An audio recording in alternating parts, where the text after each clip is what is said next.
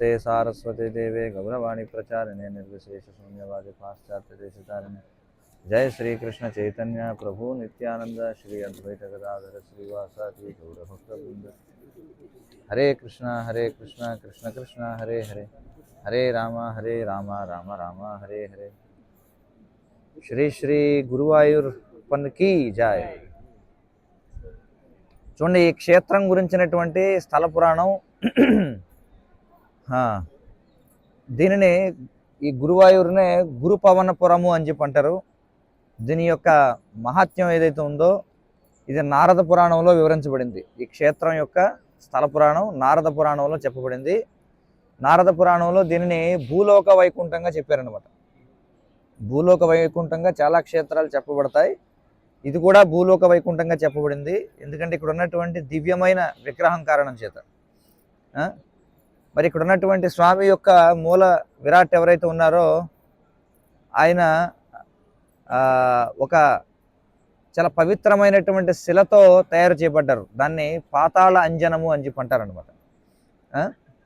ఇక్కడ ఉన్నటువంటి ఏదైతే శ్రీ విగ్రహం ఉందో స్వామి విగ్రహం, అది స్వయంగా వైకుంఠంలో విష్ణువు ఆరాధన చేశాడు అని చెప్పి చెప్పబడుతుంది. ఇక్కడ ఉన్నటువంటి శ్రీ విగ్రహం వైకుంఠంలో స్వయంగా విష్ణువు ఆరాధన చేసినటువంటి విగ్రహం. దానిని బ్రహ్మదేవుడికి బహూకరిస్తాడు విష్ణువు. తర్వాత బ్రహ్మదేవుడు దానిని ప్రజాపతి అయినటువంటి సుతపకి, ఆయన భార్య అయినటువంటి పృష్ణికి ఇవ్వడం జరుగుతుంది. మనకి సుతప పృష్ణుల గురించి మనం చదివాం భాగవతంలో. ఎవరు వాళ్ళు? వాళ్ళు తీవ్రమైనటువంటి తపస్సు చేశారు భగవంతుడిని తమ పుత్రుడిగా పొందాలని.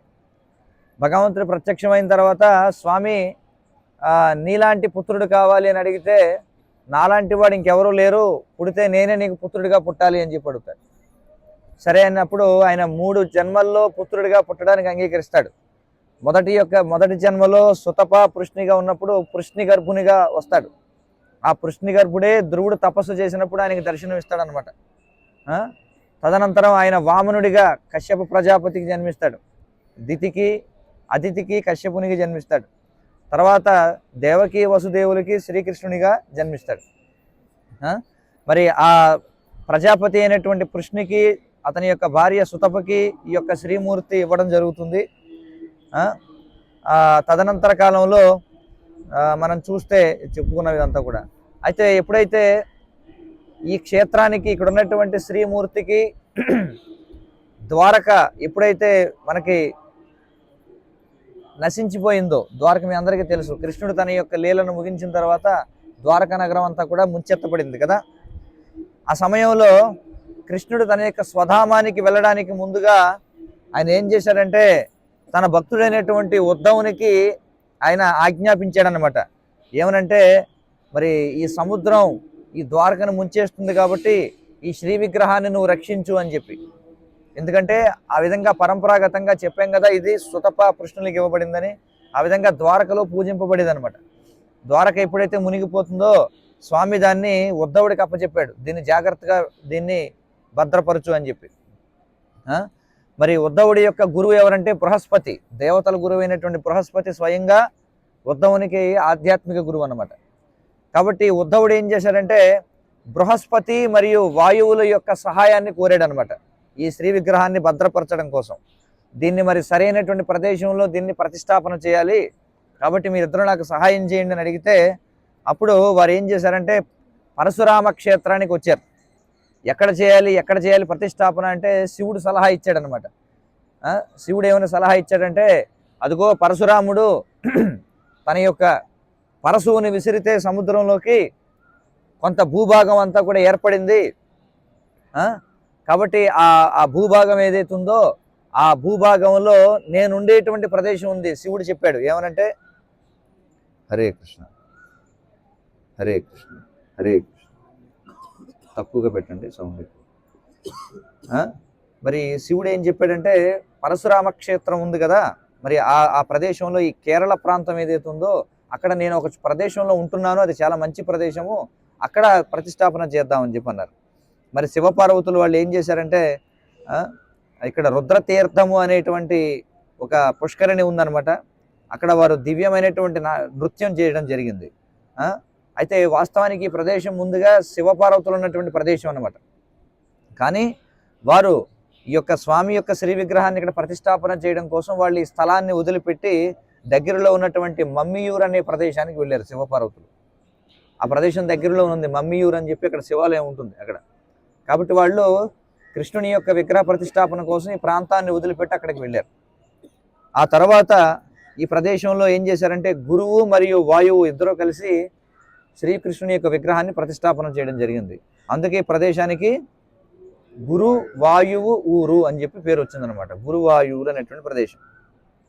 అలాగే జనమేజయుడు మనకు తెలుసు, పరీక్షిత్తు యొక్క పుత్రుడు జనమేజయుడు తన తండ్రి యొక్క మరణానికి అతడు తక్షకుడిపై కోపగించి మొత్తం ఈ సర్పయజ్ఞం చేశాడనమాట. మొత్తం లోకంలో ఉన్నటువంటి సర్పాలన్నింటినీ కూడా నశింపచేయాలని చెప్పి. అయితే ఆ విధంగా పెద్ద ఎత్తున సర్పాల యొక్క మరణానికి కారణం కావడం చేత అతడికి కుష్టు వ్యాధి పట్టుకుందనమాట. అతన్ని శపించారనమాట. ఎవరు? కుష్టు వ్యాధి వచ్చింది. ఎవరికి? జనమేజయుడికి. మరి దత్తాత్రేయుడు ఏం చేశాడంటే సలహా ఇచ్చాడు, నాయన నువ్వు గురువాయూరులో 10 మాసాల పాటు కనుక నువ్వు అక్కడ ఉన్నటువంటి స్వామిని సేవించినట్లయితే నీకు కుష్టు అంతా కూడా నయం అవుతుంది అని చెప్పి. కాబట్టి జనమేజయుడు ఆ విధంగా ఈ ప్రదేశంలో ఆయన 10 మాసాల పాటు ఇక్కడ ఆయన స్వామిని ఆరాధన చేసి ఆయన యొక్క కుష్టు వ్యాధిని నయం చేసుకున్నాడు. మరి అందుకే చాలామంది ఈ ప్రదేశానికి ఎందుకు వస్తారంటే చర్మ వ్యాధులు ఉన్నటువంటి వాళ్ళు, కుష్టు వ్యాధులు ఉన్నటువంటి వాళ్ళు, ఇలాంటి వాళ్ళు చాలామంది ఈ ప్రదేశానికి వస్తారనమాట. వచ్చి స్వామి నుండి ఆధ్యాత్మికమైన అలాగే ఈ భౌతికమైన ఆరోగ్యపరమైనటువంటి లాభాన్ని కూడా పొందుతూ ఉంటారు. అలాగే ఈ ప్రాంతానికి మరొక వైశిష్ట్యం ఉందన్నమాట. ఏమిటంటే 16వ శతాబ్దంలో నారాయణ భట్టాత్రి అనేటువంటి ఒక గొప్ప భక్తుడు ఉండేవాడు. ఆ నారాయణ భట్టాత్రి అనేటువంటి ఆయన నారాయణీయము అనేటువంటి గ్రంథాన్ని రచించాడు. ఆ నారాయణీయం అనేటువంటిది ఏమిటంటే మనకి ఎలాగైతే తెలుగులో పోతన భాగవతం ఉందో అలాగే ఈ కేరళ ప్రదేశంలో నారాయణీయము అనేది భాగవత సారం అన్నమాట. ఆయన 16వ శతాబ్దంలో దానిని రచించడం జరిగింది.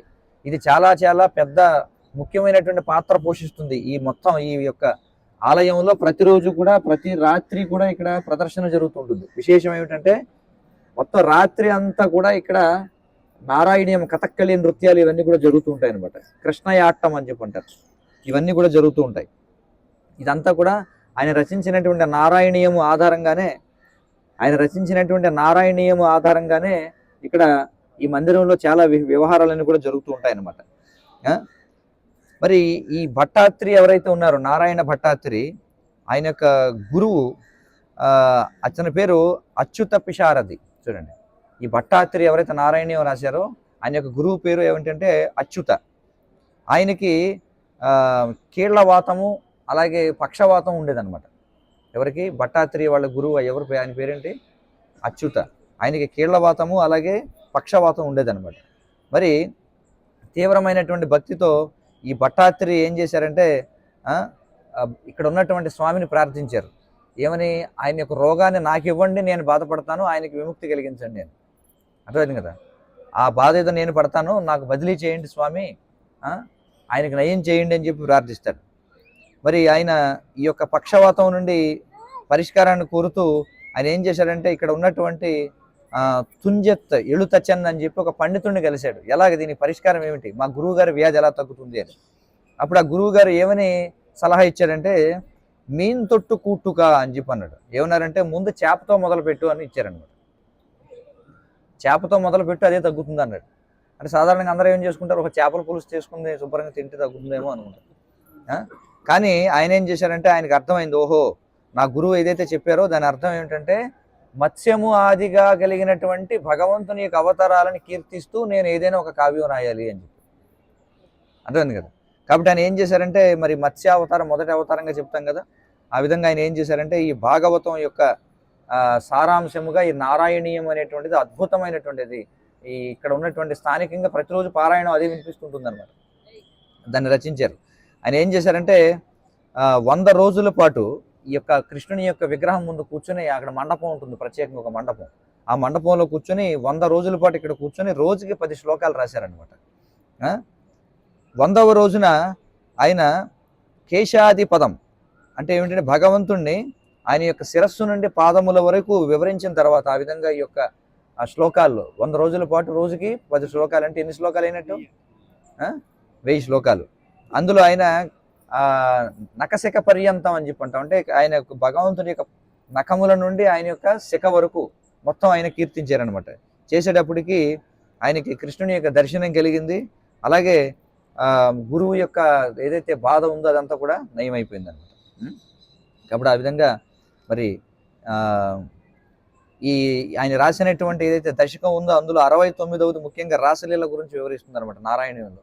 ఆ రాసలీల ఏదైతే ఉందో దాన్ని ప్రతిరోజు కూడా ఇక్కడ ఆ యొక్క నృత్య రూపంలో ఇక్కడ ప్రదర్శన చేస్తూ ఉంటారు.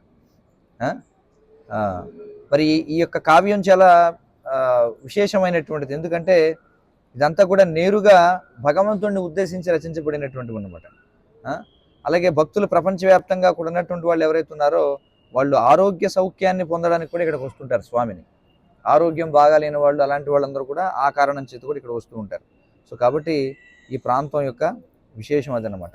ఇక్కడ ఉన్నటువంటి స్వామికి ఒక మొక్కు ఏమిటంటే చాలామంది ఏనుగులు ఇస్తామని మొక్కుకుంటారు. పెద్ద పెద్ద రాజకీయ నాయకులు ఏం చేస్తారంటే వాళ్ళు ఏనుగు మొక్కుకుంటారనమాట స్వామికి. జయలలిత అలాగే ఎన్నో ఏనుగులు ఇచ్చిందనమాట.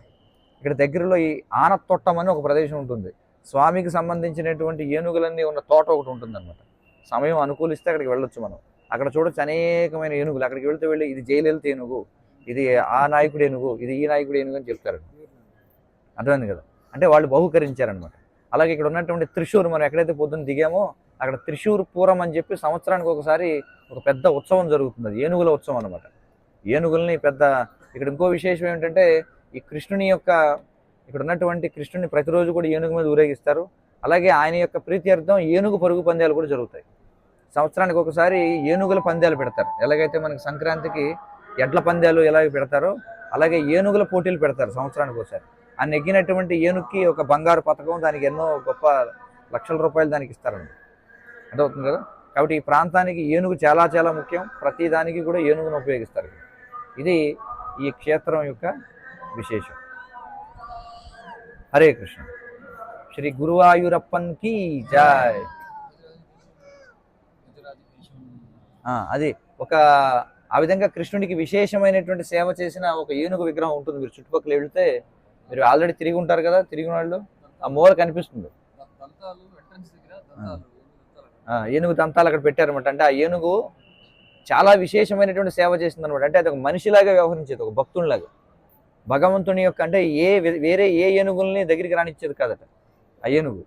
నేనే కృష్ణుని మోస్తాను ప్రతిరోజు, వేరే ఏనుగులు రావడానికి లేదని చెప్పి ఆ ఏనుగు చాలా భగవంతుడితో ప్రతిస్పందిస్తూ ఉండేదన్నమాట.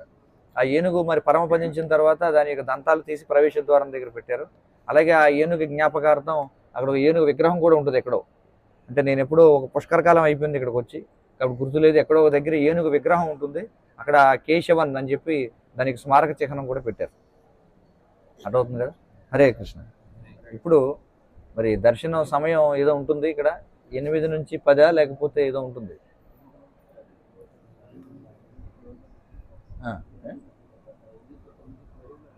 సరే, ఏమైనప్పటికీ ఇప్పుడు మనం వెళ్ళి ఇంకా ఎక్కడ లైన్ ఉంటే ఆ లైన్లో ప్రవేశిస్తే ఆయన ఎప్పుడు అనుగ్రహిస్తే అప్పుడు దర్శనం అవుతుంది. దర్శనం ఖచ్చితంగా అవుతుంది.